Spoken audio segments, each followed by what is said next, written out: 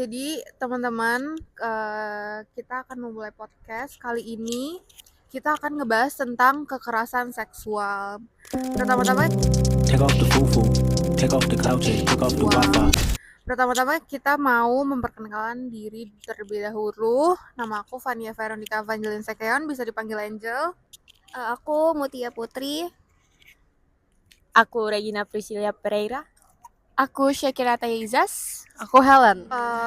Jadi selamat datang di podcast kami. Di episode kali ini kita tuh akan membahas topik yang mungkin terasa lumayan berat nih ya. Tapi emang mungkin bisa dibilang ini terus-menerus terjadi di kalangan perempuan.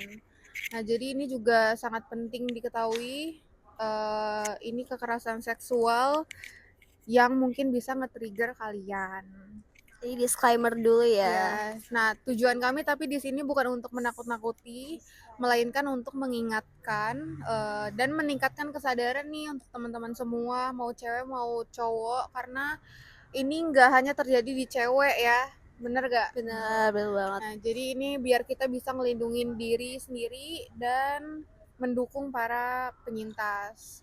Nah, aku mau nanya nih ke teman-teman, ada gak sih yang tahu apa tuh kekerasan seksual di sini? Siapa?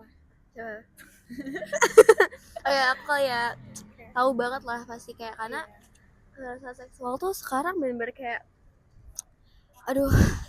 yang bahkan yang slightly mungkin orang-orang nggak ngira dan nggak notice ya kalau itu kekerasan seksual, tapi itu udah sering banget, bahkan kayak di daily life bahkan ada, tapi orang-orang nggak notice aja gitu.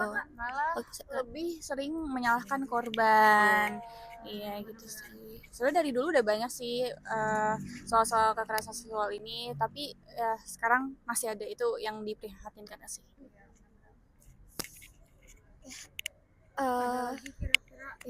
Thoughts tentang kekerasan seksual kalau menurut kamu sendiri, Angel?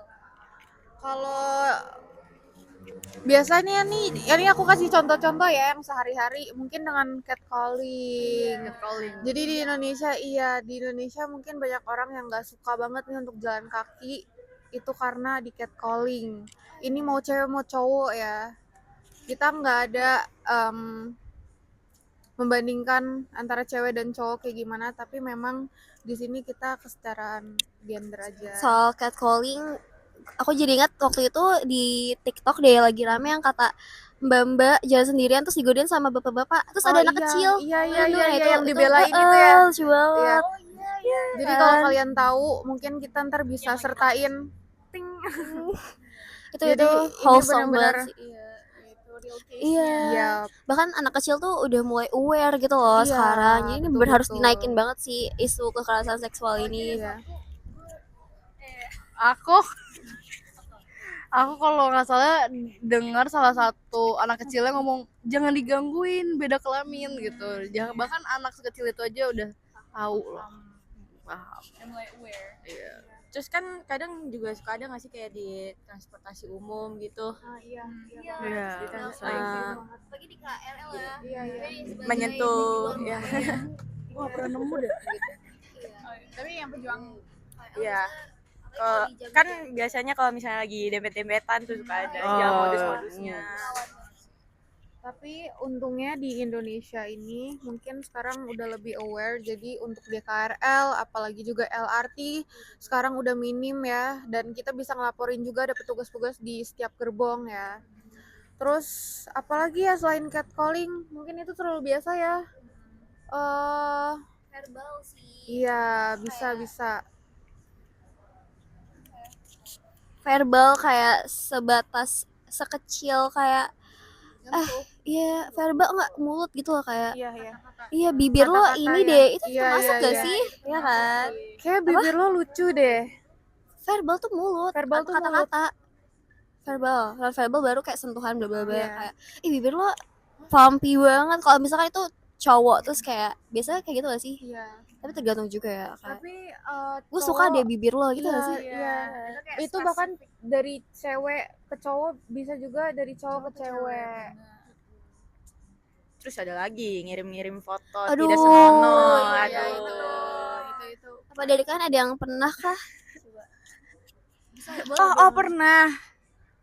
Jadi ada kejadian waktu itu di DM request ada emang nggak dikenal sih. Jadi kayak dia pakai akun gak jelas gitu, akun kayak ya anonim gitu.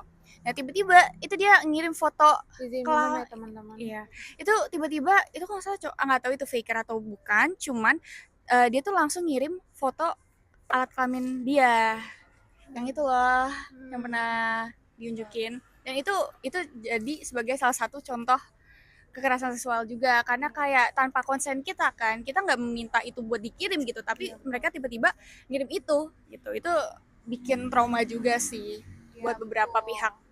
Terus mungkin yang kekerasan seksual itu bahkan bisa terjadi sama yang udah punya hubungan nih.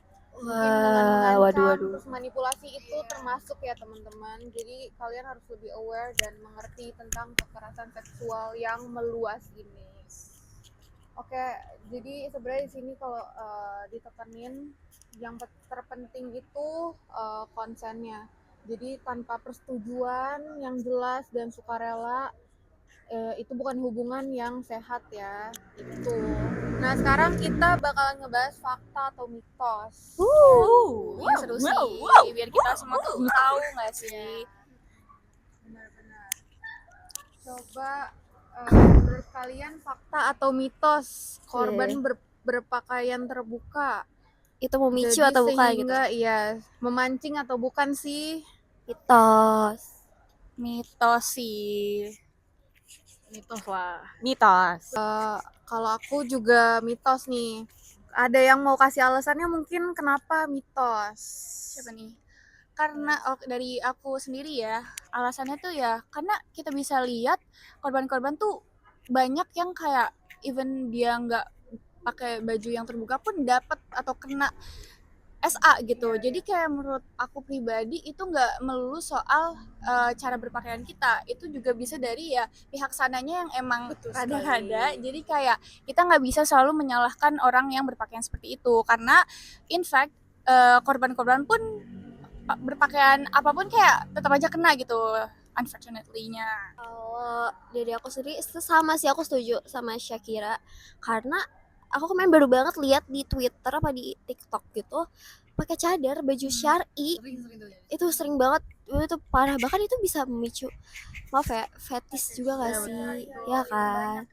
So jadi kayak aduh, pakaian apapun tuh nggak ngaruh kalau emang otak dianya udah Itu sih rusak. yang jadi concern ya. Kan biasanya orang-orang ngomongnya jaga pakaianmu, dan ngarahnya itu ke perempuan, sedangkan nggak pernah ada yang ngomong kontrol anak laki-lakimu. Ini teman-teman. Ini teman-teman makanya sebenarnya pendidikan untuk lelaki itu juga penting dalam hal seperti ini, bukan hanya di perempuan yang untuk menjaga badan kita atau kayak ke orang lain, tapi gimana cara orang kita sendiri nih mengontrol kita ke orang lain gitu. Itu juga penting, mau cewek mau cowok.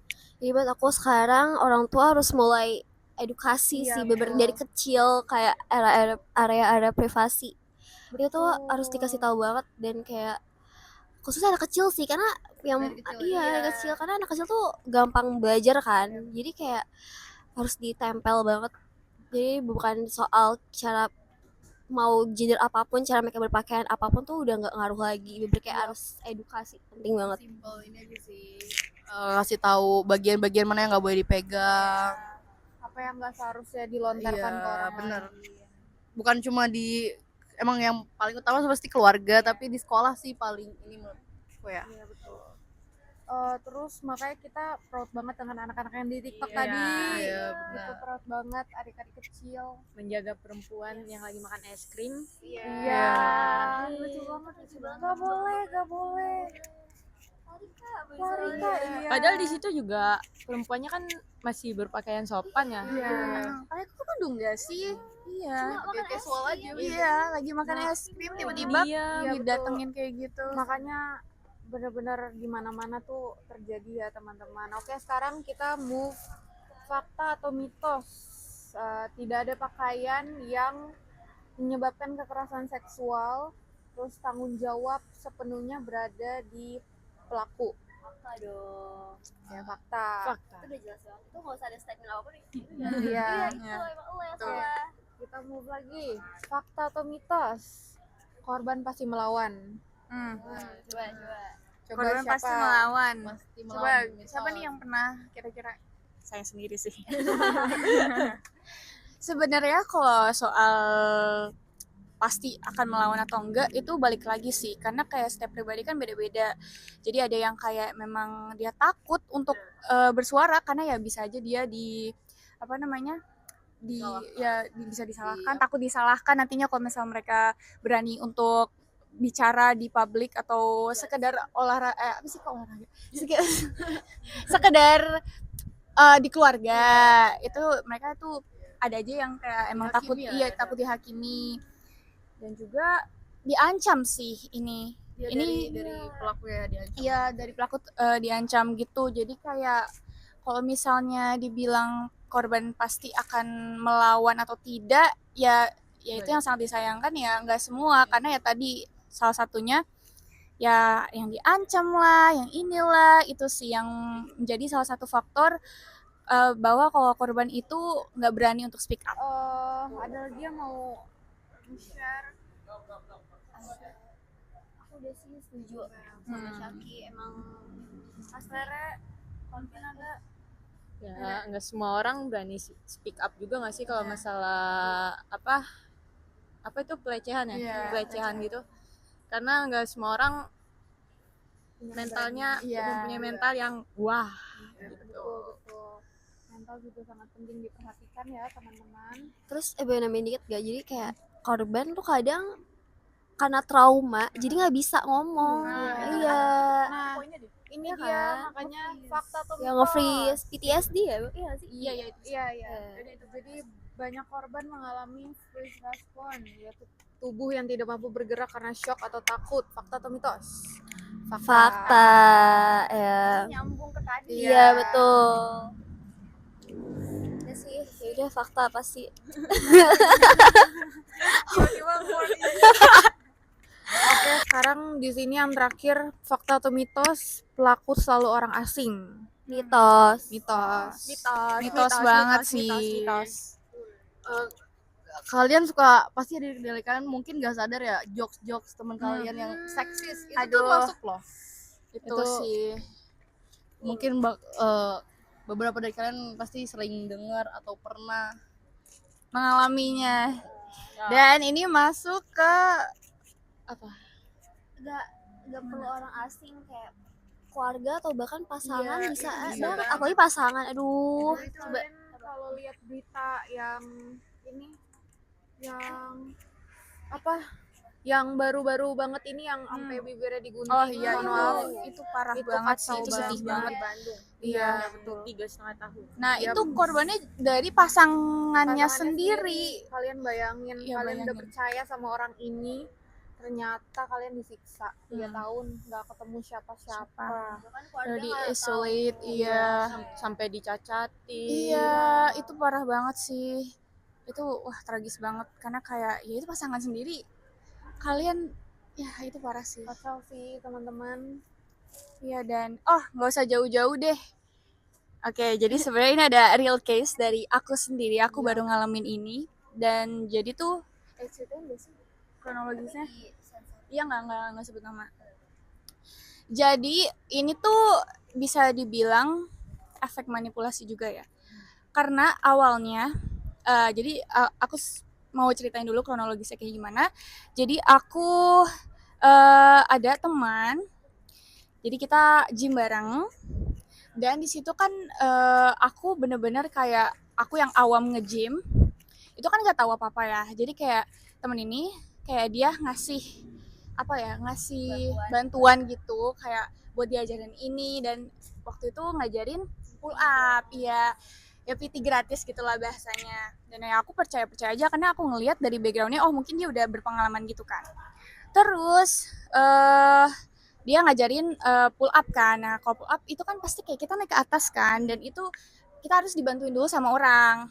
Nah dia ini sebelumnya dia bantuin aku megang pinggang, megang paha, megang kaki. Nah, awalnya itu aku kira oh mungkin caranya kayak gitu ya, karena dengan waktu itu aku nggak tahu, ya aku clueless, dan ya aku oh mungkin gini kali ya caranya, jadi aku terima-terima aja. Nah, ternyata itu aku baru juga ngobrol sama PT-nya, dan by the way aku udah nggak gym bareng sama dia, tapi aku setelah itu PT yang benar-benar PT di tempat gym itu bilang ke aku kalau itu tuh salah, itu nggak kayak gitu, dan itu termasuk modus, dan aku merasa dibohongi dong, karena kayak ini termasuk manipulasi juga ya, karena aku nggak tahu ya itu dia beneran modus atau kayak emang juga nggak tahu, tapi kayak menurut aku ini ada satu yang aku kaitkan, yaitu kita gym bareng nih Sama aku. ya, terus dia juga mau belajar pull up, tapi aku langsung kepikiran di situ kan, tapi dia tuh nggak mau kayak ngangkat Rere ini. Dia nggak mau ngangkat aku. Iya, jadi harus aku, dan aku pikir, wah berarti tahu dong kalau misalnya itu kayak gitu. Kalau misalnya emang sebenarnya caranya kayak gitu, ya kenapa harus nggak mau bantu Rere gitu loh. Dia kayak dia sudah menargetkan. Jadi ya gitu. Terus dibilang PT-nya kalau misalnya itu salah, itu modus, dan kayak nggak enak dilihat, dan aku kayak ngerasa, oh my god, ini kayak kok bisanya sampai segini, karena aku juga awalnya percaya-percaya aja karena ya itu teman aku, tapi ternyata bahkan betrayed dia me sampai so much. ngangkat doang nih, nggak ngangkat mau aja, ngangkat kan, aku aja tuh nggak mau. iya kan. Dan di situ aku langsung kepikiran kan, oh aku langsung kaitkan ke situ kan, dan iya ini mah bener kayaknya emang dia modus gitu. Itu sih sangat disayangkan. Dan buat miss atau penonton yang nonton ini, mungkin aku nggak mau gimana ya, aku nggak tahu ya harus tindak lanjutinnya gimana, karena kayak aku ya udahlah. Dan ini oh ya, dan ini dampaknya, ini masuk ke dampak juga ya, aku jadi sedikit trauma karena aku trauma takut apa ya, bawa temen, especially temen cowok ke tempat gym, karena kayak nggak enak aja, karena aku juga udah nggak enak sama staff-staffnya, sama PT-PT lainnya, karena mereka sempet ngomongin kami gitu, sempet ngomongin kami kayak itu nggak pantas banget dilihat orang-orang kayak gitu sih. Jadi itu salah satu share dari real case yang ada di sini. Dan itu Nah, terjadi iya. ke teman gak dekat sih, cuma kayak teman dekat juga, Sekelas sih, sekelas. Oke. Dan dia percaya gitu loh. Itu jahat banget sih. jahat banget. Oke. No. Oke. Jadi Orang sekitar pun bisa iya, melakukan itu loh. betul. Makanya di sini kita nyambung ke dampak nih. Menurut kalian dampaknya selain itu ada lagi gak sih ke teman-teman yang mungkin bisa kalian lihat di luar sana, mungkin dari berita-berita segala macam, dampak yang ada gitu. Tapi orang-orang kurang aware gitu sama korban-korban. Aku pernah baca atau lihat gitu kayak ada korban seksual assault tuh sampai gak berani keluar rumah, bahkan sampai kena mental. Kayak aku tuh ada deh kayak model atau apa gitu. Ini sampai sorry banget cat mental gitu gara-gara trauma kena sexual assault. Itu parah banget kalau misalnya kayak case-nya udah sekacau itu, dan kayak dia nggak tahu harus gimana ngomongnya, akhirnya dia pendam sendiri, ya udah jadinya kena depresi, kena mental, terus sampai sorry banget jadi kayak ODGJ gitu loh. Iya. Guys, banyak banget sebenarnya di luar sana case-case. Kalau kalian tahu di TikTok atau di TV-TV itu banyak banget yang ngangkutin ODGJ, dan itu semua diceritain juga kenapa ya segala macam. Terus dari keluarganya juga diceritain kenapa bisa dikurung, ada yang sampai dikurung, bener-bener dikurung saking gilanya segala macam tuh. Itu kacau banget ya teman-teman. Terus ada gak sih yang ngalamin gangguan tidur nih karena suatu hal kecil? Iya sih, itu pasti, tapi ini case-nya beda ya, disclaimer-nya case-nya beda, tapi ya bisa dibilang ya itu salah satu juga SA juga sih, karena kayak, tapi ya itu agak terlalu sensitif buat aku, jadi aku mungkin nggak terlalu bisa share ke kalian. Ada. Kalau kan maksudnya ada Dampaknya Ini dari aku. Ya, dari Kan dia. aku atlet ya. Ini bukan apa-apa. Aku atlet kan. Nah, jadi sebenarnya tuh di sisi gelap pasti kan di semua lingkungan, semua kalangan tuh ada sisi gelapnya kan. Nah, sisi gelapnya Ati tuh banyak banget ya. Misalnya kayak ya yang kayak kita ngomongin, kita lagi bahas seksual gini, itu tuh ngaruh banget sama penurunan prestasi. Itu benar-benar ngaruh banget. Sengaruh itu. Karena bahkan ada kayak misalnya temen aku sendiri, dia tuh dulu tuh prestasinya bagus. Terus habis itu udah mulai umurnya udah gede, udah ngerti, udah tahu dunia luar seperti apa. Ya udah mulailah dia nyoba-nyoba gitu. Terus sekarang malah jadi turun banget, benar-benar turun. Prestasinya turun. Nyoba arah sana. Iya, nyoba buat ke arah sana. Dan sampai sekarang tuh, dulu tuh dia lumayan terkenal, tapi makin kesini ya udah nggak ada prestasi, dihujat banyak orang, terus banyak yang tahu kelakuan dia. Ya sih. Makanya kayak gitu produktivitasnya orang-orang bisa menurun. Iya, betul banget Bahkan, sih itu. kalau kalian tahu PTSD itu juga bisa sampai ke sana. Iya. Itu sih. Gitu teman-teman. Iya, Jadi PTSD apa Anjel? PTSD itu post trauma syndrome disorder. Itu mempengaruhi semua kegiatan kita sehari-hari sih. Jadi kita simpulkan bahwa dampaknya ternyata sebesar itu, seberat itu. Kita nggak bisa kayak sepelekan ya teman-teman, karena ya emang hasilnya, dan udah banyak juga di berita-berita hasilnya seperti itu gitu. Yap. Jadi ditekankan bahwa setiap penyintas itu memiliki cara yang berbeda-beda dalam menghadapi trauma juga. Nah, sekarang nih apa yang harus dilakuin sih jika menjadi korban? Walaupun aku maksudnya kayak aku belum pernah ngerasain secara langsung juga ya, pastinya cari tempat aman dulu. Terus kayak kalau bisa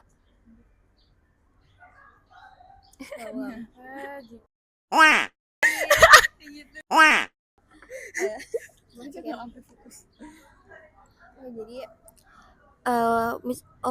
walaupun aku belum pernah mengalami sendiri ya, alhamdulillahnya, karena dengar dari Syaki sendiri, dari Rere, dari semuanya. Jadi pertama tuh jelas harus ada self aware dulu ya, pertama-tama kayak pahamin dulu nih symptoms SA itu gimana gitu loh. Karena sekecil apapun, kalau misalkan kalian udah merasa gak nyaman nih sama suatu tindakan atau kata-kata, udah cut it out, udah pergi gitu loh kalau bisa. Atau kayak terus cari tempat aman, cari orang yang bisa dipercaya, itu penting banget. Terus itu kayak Jadi ini langkah-langkah yang bisa dilakuin ya teman-teman. Oh ya, sama simpan bukti juga sih. Ini karena ini bisa kita, kalau misalnya mau tindak lanjuti ya kita bisa menggunakan bukti tersebut gitu. Nah ini tuh bisa, kalau misalnya kalian ngerasa udah kacau banget dan ganggu aktivitas kalian bisa lapor ke pihak medis gitu. Misalnya atau bisa psikiater juga bisa, atau kayak mungkin dari pemerintah juga ada yang bikin yang apa sih yang Ya, jadi di online tuh sekarang kalau kalian tahu itu udah banyak juga buat tempat lapor buat kalian psikologi gratis, walaupun memang mungkin nge-reach out untuk laporan dan segala macam tuh susah, tapi kalian bisa coba dulu ya teman-teman.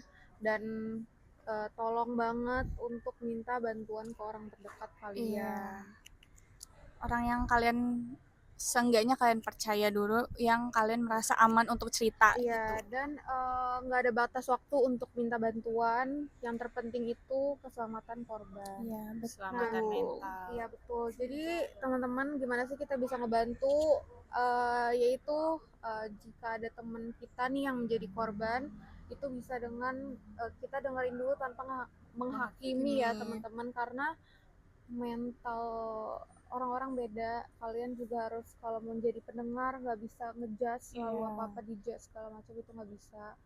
Terus kita harus bisa berusaha dulu percaya dengan cerita mereka, baru kita temenin proses-prosesnya mereka nih, dampingi mereka dalam mencari bantuan. Jadi mungkin kalimat sederhananya kayak Aku percaya sama kamu. Asik.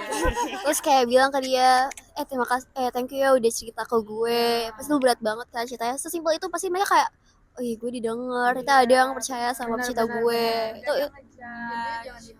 iya betul. sesimpel thank you udah mau Iya. cerita ke gue tuh udah. Karena aku pernah baca itu tuh berat banget buat cerita Iya. karena ada rasa malu. Kita mungkin nggak paham ya rasanya, tapi pokoknya rasanya malu. Dia bilang kita nggak pernah paham ya, bener. Itu banget sih. Malu ya, sama malu terus takut Malu juga. ya, kayak ngerasa kok Kok aku bisa-bisanya diginiin dan kok aku terima-terima aja ya, padahal itu balik lagi kita Dan- bisa mendapatkan manipulasi dari situ. betul. Nah teman-teman ini juga banyak banget yang mungkin kurang bisa untuk speak up. Jadi kalian tuh bisa banget untuk speak up loh. Mungkin kalian nggak mau menyebari kayak kalian malu, kalian tuh nggak mau dikenal orang sebagai kayak oh kalian kena pelecehan segala macam. Guys sebenarnya itu nggak apa-apa. Kita ini udah di dunia modern yang nggak kayak dulu ya. Jadi kita banyak banget kayak perempuan yang mendukung perempuan. Bahkan laki-laki juga sekarang banyak yang aware, jadi kalian bisa speak up. Anonim aja dulu itu nggak apa-apa, baru kalian kayak gimananya itu sesuai kelanjutannya.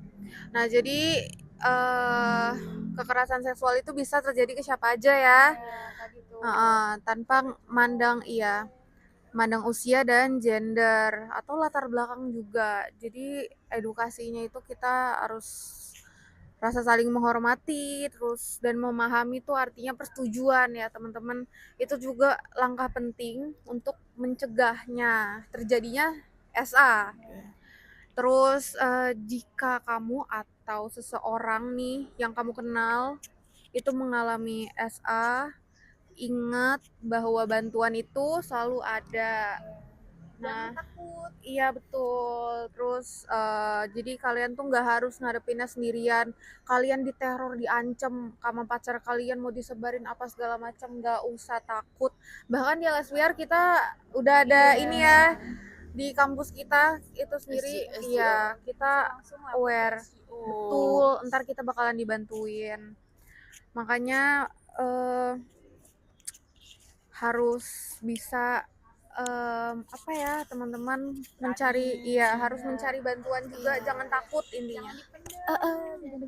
Dan sesimpel coba temuin orang yang kalian percaya dulu sih buat cerita pelan-pelan. Kalau misalkan emang gak ada yang bisa dipercaya, yaudah coba cerita di sosmed aja ya, karena secara anonim pun pasti nanti ada aja yang mendukung. Iya.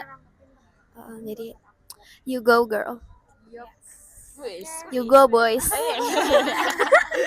Oke teman-teman, makasih udah mendengarkan podcast kami. Sampai jumpa.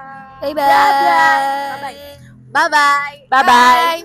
Bye. Bye.